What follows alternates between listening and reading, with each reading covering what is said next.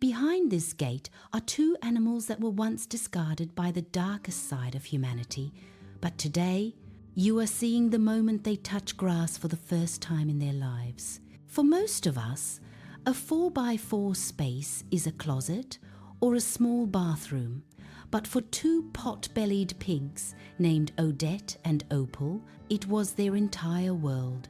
They spent years living on a concrete pad, sheltered only by a small doghouse, while the world around them collapsed into the chaos of a meth house raid. When the authorities finally moved in, the people were taken away, but Odette and Opal were left behind, abandoned in the literal and metaphorical wreckage. They weren't just hungry, they were completely broken, terrified of the very sound of a human voice. I sold everything I had to build this world for animals, the law forgot, and today I want to show you why saving a life is about so much more than just providing a meal. When Odette and Opal first arrived at Soft Landing, they didn't run to us for help. They huddled in the back of their crate, shaking.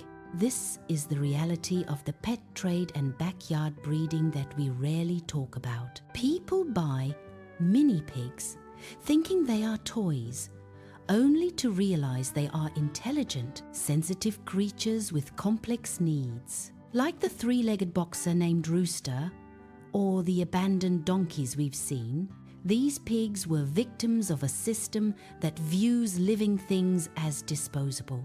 To give them a second chance, we had to start with the most critical phase of any rescue, the 2-week quarantine protocol. Every animal that enters an accredited sanctuary must be isolated to protect the rest of the pack. During those first 14 days, our team, wearing protective equipment, monitors every breath and every meal. It is a time of high-stakes urgency where we assume the worst to ensure the best outcome. For Odette and Opal, the damage was not just psychological. Years on a concrete pad had devastated their hooves. Just like Bucks, the retired racehorse who suffered from torn ligaments, these pigs were walking in constant pain. When an animal's soul is in direct contact with a hard, unforgiving surface for years, it feels like walking on hot sand every single day. Our first mission was to get their feet balanced and their bodies healing, but the scars of the meth house ran deeper than their skin.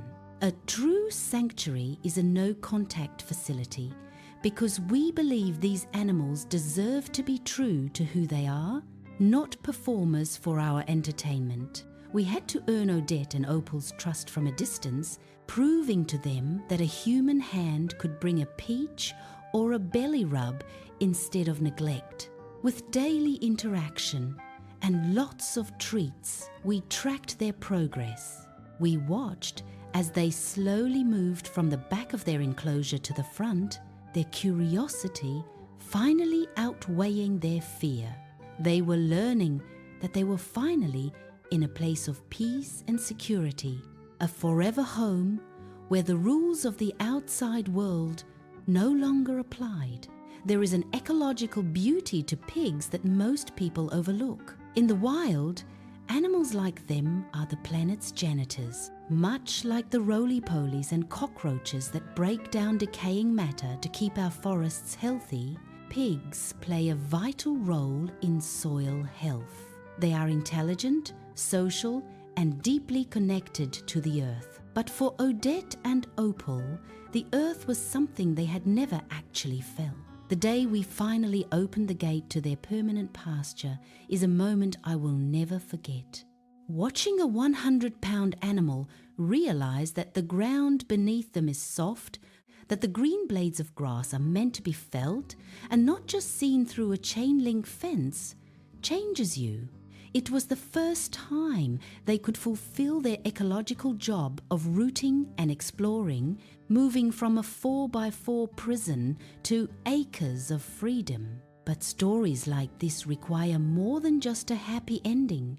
They require a commitment to long-term sustainability. Running a sanctuary of this scale costs thousands of dollars every month, and the psychological toll on the staff who witness this abuse daily is immense. We face compassion fatigue every time we see a new animal arrive with a scar from a chain or a fear of the sun. This is why we ask you to be sanctuary detectives. It isn't enough to just love animals. You have to understand the industry that puts them here. When you see cage-free or free-range labels at the grocery store, remember that those terms are often a scam, meaning the animals might still be living on concrete pads, just like Odette and Opal were. Only pasture-raised ensures the life these animals were meant to have. The moral of Odette and Opal's journey is that no matter how terrible the beginning, beautiful outcome is possible if we choose to look closer. We see this in the eyes of the cows rescued from beef operations and the donkeys saved from the hide trade. Every life at Soft Landing is a testament to the fact that we can do better. We can choose to be mindful consumers, to research where our pets come from, and to support facilities that prioritize the animal's peace over a photo op. We are currently building a memorial brick garden that will eventually stretch all the way to the forest on our property, each brick representing a life honored or a memory cherished. It is a reminder that beautiful things take time and they take patience. Odette and Opal are no longer those terrified pigs from the Meth house raid. Today, they are members of a family. They have met the other residents. They have felt the warmth of the sun without the shadow of a cage, and they have finally learned that they are safe. This is why I quit my job and sold everything I had, not just to give them a place to live, but to give them a life worth living. Thank you for being a part of this mission, for matching our goals, and for proving that when we join together, we can turn a 4x4 concrete pad into a 32-acre world of hope. If you want to help us continue this work, remember that the only true way to make a difference is to stay informed, stay compassionate, and never stop looking for the soft landing every creature deserves.